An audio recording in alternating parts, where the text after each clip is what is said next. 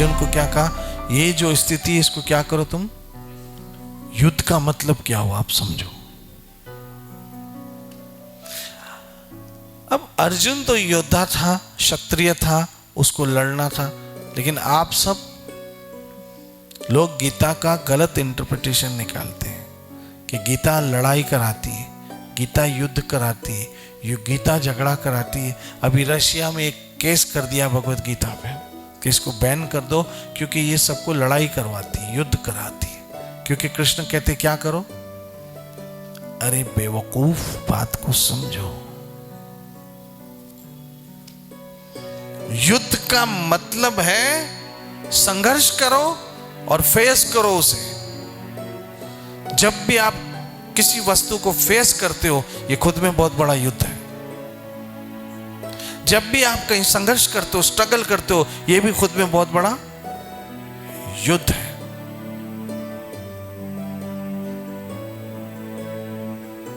युद्ध का मतलब एक ही नहीं है कि आप बंदूक लेके गोलियां बरसा दो। युद्ध का मतलब है आप उस चीज को, जो भी आपकी परिस्थितियां हैं, उसको क्या करो, फेस करो। अगर आप गरीब हो तो गरीबी सबसे बड़ा युद्ध है, उसको फेस करो। अगर आप दुखी हो तो दुख सबसे बड़ा युद्ध है, उसे आप फेस करो। मैं कल हॉस्पिटल गया था, वहां पर डॉक्टर ने एक बोर्ड लगाया था और उस बोर्ड में लिखा था कि जो प्रॉब्लम आते हैं, जो प्रॉब्लम आते हैं, वो प्रॉब्लम तो प्रॉब्लम होते हैं, लेकिन हम उससे डिफीट होने वाले भी नहीं। अब डिफीट होने का मतलब हारना होता है। तो हारता कब है, जब आदमी युद्ध करता है। तो डिफीट ना होने मतलब हम हारने वाले किससे, झगड़े से, लड़ाई से, प्रॉब्लम से। प्रॉब्लम से न हारना भी खुद में बहुत बड़ा युद्ध है।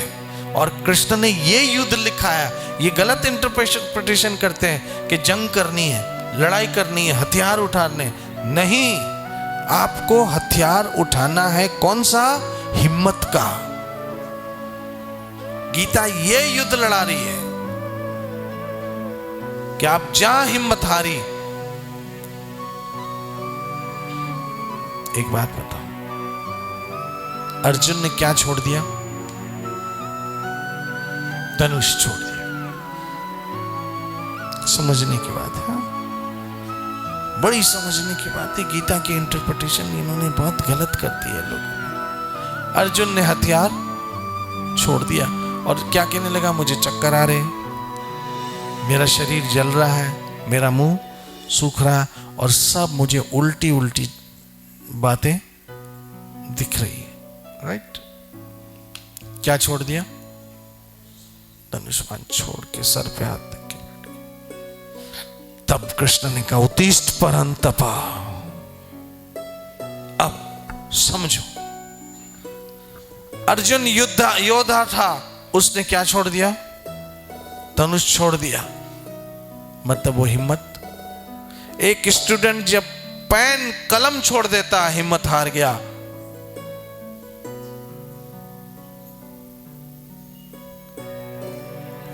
योद्धा अर्जुन सिपाही था, उसका हथियार क्या था, धनुष। एक स्टूडेंट सिपाही है और उसका हथियार क्या है, उसका पेन है। जब उसने पेन छोड़ दिया, हिम्मत हार दिया।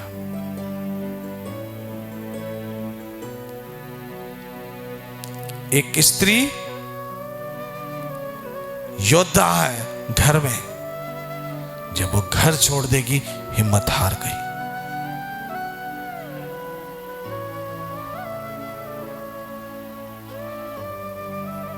एक मजदूर योद्धा है, काम करना उसका हथियार है। मान लो एक बढ़ई है, एक कारपेंटर है, और जहां उसने अपने टूल्स, अपने औजार छोड़े, हिम्मत हार गया। एक कलर वाला पेंटर, ब्रश उसका क्या है? हथियार है। जहां ब्रश छोड़ दिया, हिम्मत हार गया, ये उसका हथियार है। एक मैकेनिक पेचकस, पाने इत्यादि इत्यादि उसके क्या है? हथियार है। वो कब छोड़ेगा इन सबों को? जब वो हिम्मत हार जाएगा। एक डॉक्टर, मेडिसिन लिखना उसका हथियार है। वो जहां छोड़ा, हिम्मत हार गया, क्योंकि उसका हथियार है। एक सर्जन ऑपरेशन करता है, उसका युद्ध है। जहां वो ऑपरेशन टेबल पर हथियार फेंक देता, हिम्मत। बात खाली तीर कमान बंदूक उठाने की गीता नहीं समझा रही है। गीता आपको युद्ध करने को कह रही है, और वो युद्ध अपनों से नहीं करना है, अपनी परिस्थितियों से करना है। ऐसा थोड़ी कि गीता ने कहा लड़, तो आपने पकड़े जेठानी के बाल और दे धनाधन। गीता ने कहा लड़ और बहू को धुलाई चालू कर दी। ये गीता नहीं कहती, ये गलत इंटरप्रिटेशन है।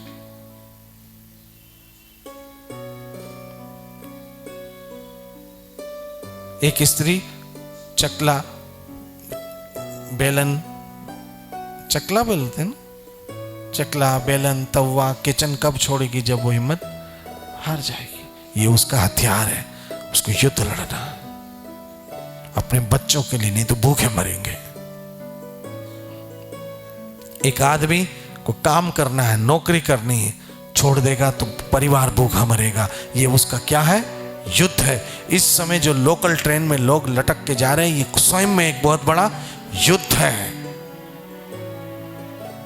नहीं तो उसके घर वाले भूखे मरेंगे। किसने कहा कि कृष्ण ने आपको लड़ना सिखाया? लड़ना है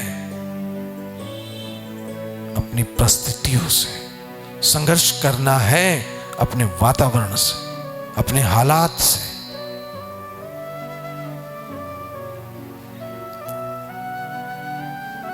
एक विधवा स्त्री के बच्चे कब बड़े होंगे? जब वो संघर्ष करेगी।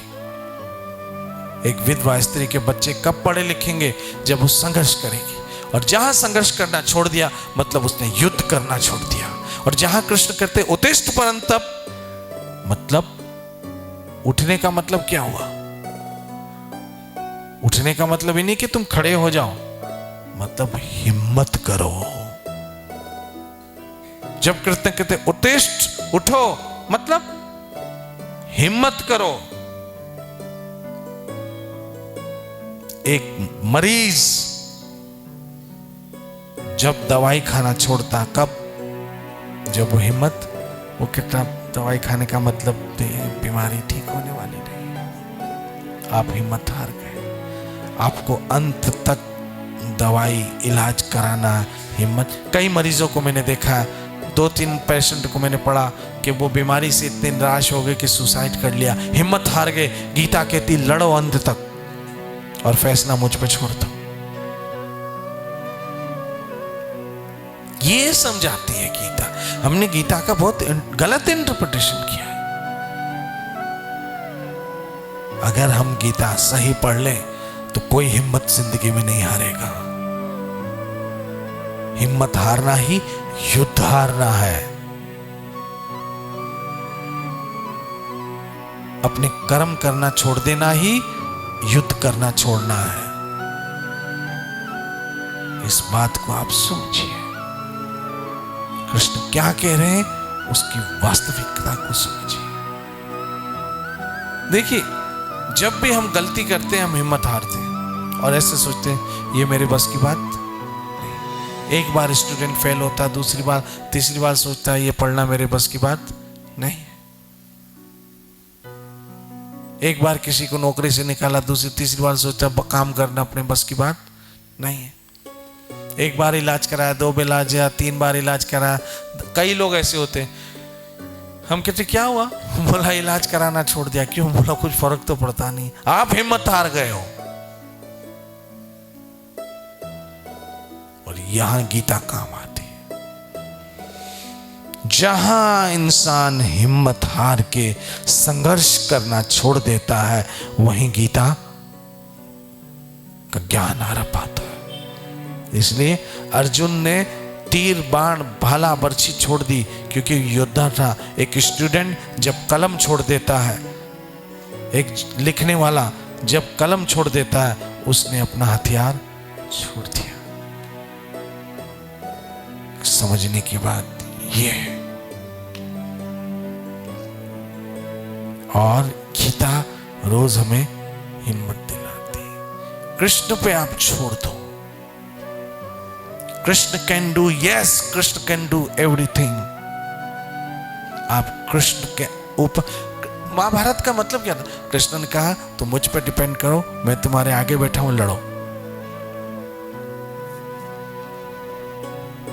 मैं तुम्हारे आगे बैठा हूं और तुम जी लड़ो। मैं आपको एक डॉक्टर का अनुभव शेयर करता हूं। उस डॉक्टर का नाम, ठीक है, मैं नहीं लूंगा। वो बहुत बड़ा डॉक्टर है, बहुत बड़ा डॉक्टर है।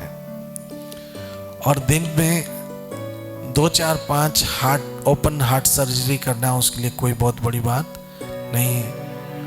उससे भी ज्यादा वो करता है। और उस डॉक्टर के पास अपॉइंटमेंट लेने के लिए महीनों लग जाते हैं। महीनों के बाद जब अपॉइंटमेंट मिलता है, अपॉइंटमेंट, तो उसके पहले तो नीचे असिस्टेंट डॉक्टर बहुत सारे, वो भी बड़े बड़े डॉक्टर हैं, वो सब चेक करते हैं। वो चेक करके पूरी रिपोर्ट बना के फिर उस डॉक्टर के पास भेजते, तब जाके वो डॉक्टर चेक करता है। तो ये एक 7 या 8 वर्ष की लड़की का सारा ब्लॉकेज हो गया हार्ट।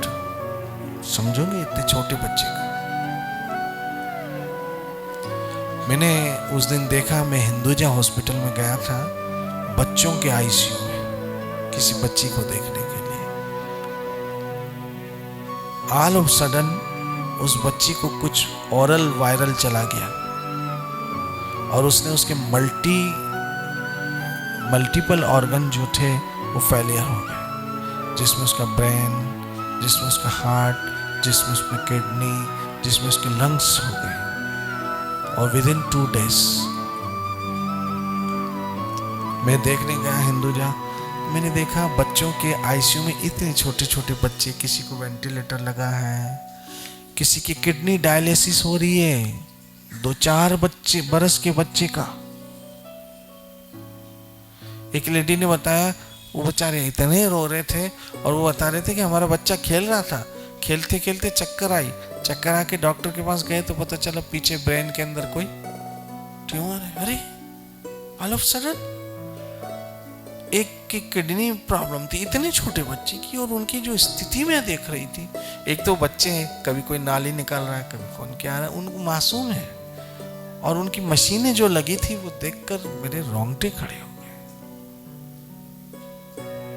तो वहां वो बच्ची, तो एक संत को जब देखते हैं ना, तो ऐसे समय में उनकी आस्था जगती है। जब मैं किसी एक पेशेंट को देखने गया तो मुझे सब लेके गए, बापू इधर भी आइए ना, इधर भी आइए ना, इधर भी आइए, इधर भी आइए, इधर आइए। उन अगर बच्चों को आप देखते और जिनके बच्चे हैं वो समझ पाएंगे उस तकलीफ को,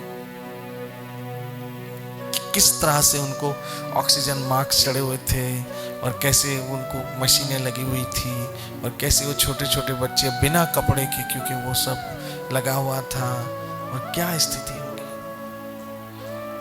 और तो उस बच्ची को मैं देखने गया, वो मल्टीपल ऑर्गन फेलियर हो गए थे, लेकिन राधा वृंदावन चंद्र की कृपा से अभी वो बच्ची बिल्कुल फिट भी है और घर पे भी आ गई है। लेकिन वो उस बच्ची की मैं बात बता रहा था, तो एक 7-8 वर्ष की बच्ची उस डॉक्टर के पास गई। समझने की बात है। तो वो सारा चेक करने के बाद पता चला इसके 100% अब ब्लॉकेज है और उसका उसको ओपन हार्ट सर्जरी ही करनी पड़ेगी। तो जब उसको ऑपरेशन थिएटर में लेके गए बच्ची को, तो बच्ची बड़ी बातों नहीं थी। कुछ बच्चे होते हैं ना, बहुत टॉकेटिव होते हैं, बहुत बातें करते रहते हैं।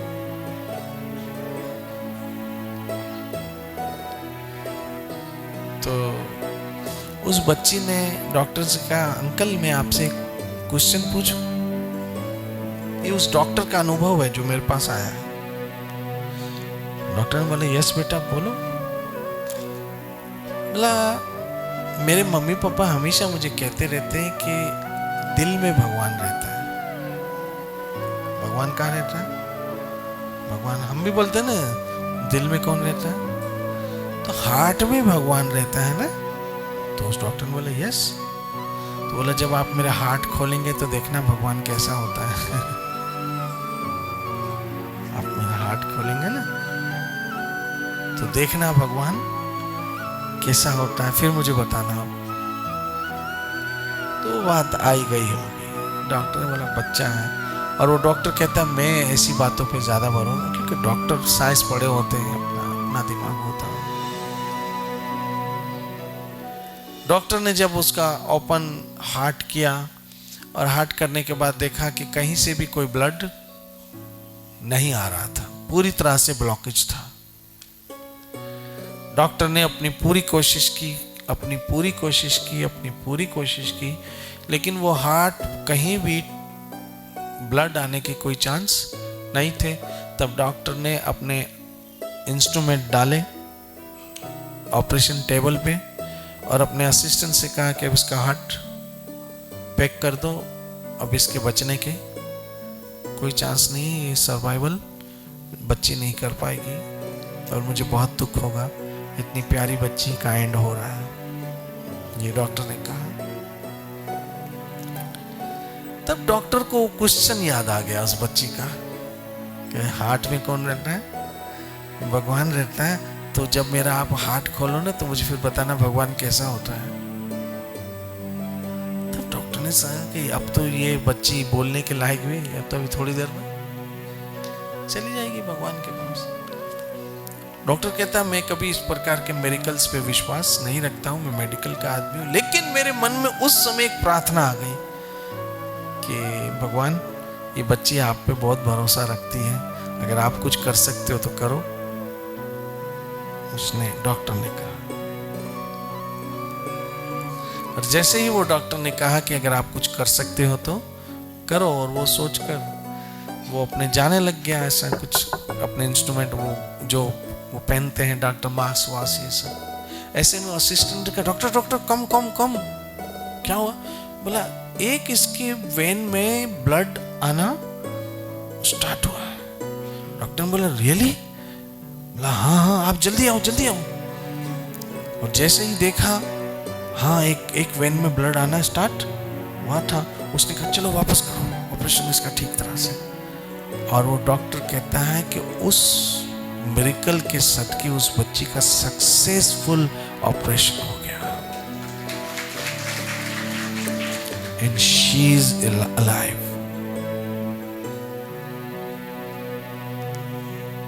Krishna can do everything. भगवान कुछ भी कर सकते हैं अगर हमारा उस पे पूरा विश्वास है तो।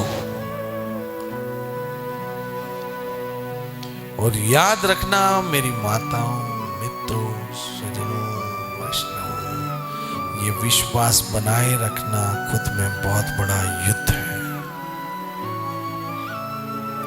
क्योंकि हमारी जिंदगी में कई मोड़ ऐसे आते हैं जहाँ विश्वास कांच के गिलास की तरह टक करके टूट जाता है। कहीं कुछ हम देख लेते हैं, कहीं कुछ हम सुन लेते हैं, कहीं कुछ हमारे साथ कौन सी घटना होती है अप्रिय, हम कहते हैं ना एक अप्रिय घटना हो गई। प्रिय घटना होती है तो विश्वास बढ़ जाता है, लेकिन जब अप्रिय घटना हो घटना में तो सभी कहते हैं थैंक यू कृष्णा, लेकिन भक्तिपाद है जो अप्रिय घटना में भी कहते हैं धन्यवाद भगवान। प्रिय घटना में, फेवरेबल घटना में थैंक यू भगवान संसार कहता है, और अप्रिय घटना में जो फेवरेबल ना हो उस घटना में भी एक वैष्णवी कहता है धन्यवाद भगवान। आप कितने समर्पित हो यह अभी नहीं पता पड़ेगा, ये समय पे पता पड़ेगा। समय पे जब समय आए तब पता पड़ेगा कि आप समर्पित हो या ना। और उस समय भी वाकई सत्संग कहां से कहां पहुंचा देती। अभी नागपुर में एक अपने सत्संग से जुड़ी हुई व्यक्ति है, उसकी 2 बेटियां हैं और वो भी बहुत जवान हो चुकी है। तब उसको 6-8 साल 10 साल पहले एक बेटा हुआ, और बेटा भी बहुत समझदार, इंटेलिजेंट और बहुत प्यारा बच्चा, और 2 दिन के बुखार में मर गया। 2 दिन के बुखार बेटा मर गया। उसके बाप ने फोन किया, बोला बापूजी मेरा बेटा मर गया है, मैं बहुत दुखी हूं, फिर भी कह रहा हूं थैंक यू कृष्ण। मैं सोच रहा था सत्संग आदमी को कहां से कहां पहुंचा देते, सत्संग कहां से है कहां पहुंचा देते। सत्संग मनुष्य को, और आप सोचो, मैं आपको एक छोटा सा उदाहरण दूं, एक छोटा सा उदाहरण दूं। अगर कोई पति अपनी पत्नी को बहुत डांटता है, बहुत डांटता है, और डांट डांट के बहुत झगड़ा भी करता है, और उस झगड़े को मुंह चलाने के बजाय, क्या कह रहा हूं, मुंह चलाने के बजाय उसे हंसकर सह लेती है, और पति को कहती है चलो आज तुमने झगड़ा किया, उसके लिए भी थैंक यू। उसके पति में थोड़ी भी शर्म होगी तो वो सुनो, थोड़ी भी शर्म होगी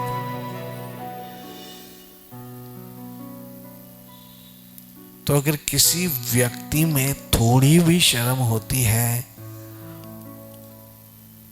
तो वो उस व्यक्ति उस समय तो वो पिघल जाएगा कि मैंने इतना इसको मारा, इसको डांटा, इसको इतना बुरा भला कहा, फिर भी ये सामने शिकवा शिकायत मुंह चलाने के बजाय हंस के कह रही है अच्छा हुआ थैंक यू। अरे आप मुझ पे फ्रस्ट्रेशन नहीं निकालोगे तो हैं, किस पे निकालोगे? और अच्छी बात है आपने मुझ पे फ्रस्ट्रेशन निकाली, देखो मैंने तो हंस के सह लिया। अगर आप यही फ्रस्ट्रेशन कहीं और निकालते तो झगड़ा हो जाता ना। तो पति कितना समझ जाएगा। तो एक पति जब ऐसे समझ सकता है तो परम पति जगतपति कितना समझता होगा कि देखो इसके साथ इतना हुआ फिर भी करे धन्यवाद कृष्ण। ये टेक्निकल बातें हैं। तो मैंने कहा एक इंसान में थोड़ी भी शर्म होती है तो वो पिघल जाएगा। तो हमारे श्याम सुंदर तो है ही शर्मीले, उनकी तो फिर क्या बात है। तो आप समझिए इस बात को। जितने भी तू कर ले सितम, हंस हंस के सहेंगे हम, ये प्यार होगा कम सनम तेरी कसम। ये है समर्पण। नित्य भजो हरे कृष्ण कृष्ण कृष्ण हरे हरे हरे राम। तुझे जीवन की डोर से बांध लिया है, तेरे जुल्मों से तुम सर आंखों पे। ये मैं उम्मीद करता हूं आप आज समझ जाओगे कि गीता की सही इंटरप्रिटेशन क्या है। हथियार तो सबके ही हाथ में है, लेकिन उन हथियार की शक्ल सूरत सबकी। किसान के हाथ में हल हथियार है, स्टूडेंट के हाथ में कलम हथियार है, और आजकल तो स्टूडेंट के हाथ में माउस हथियार है, कीपैड हथियार है। हर एक के हथियार अलग अलग है, और ये सब कब छोड़ेगा? जब वो हिम्मत हार जाए। और गीता हिम्मत हारने वालों को हिम्मत जीतना सिखाते हैं। श्री श्री राधा वृंदावन चंद्र बिहारी लाल। श्रीमद् भगवद गीता की शीला भक्तिपाद शीला प्रभुपाद निधाय। जय जय जय जय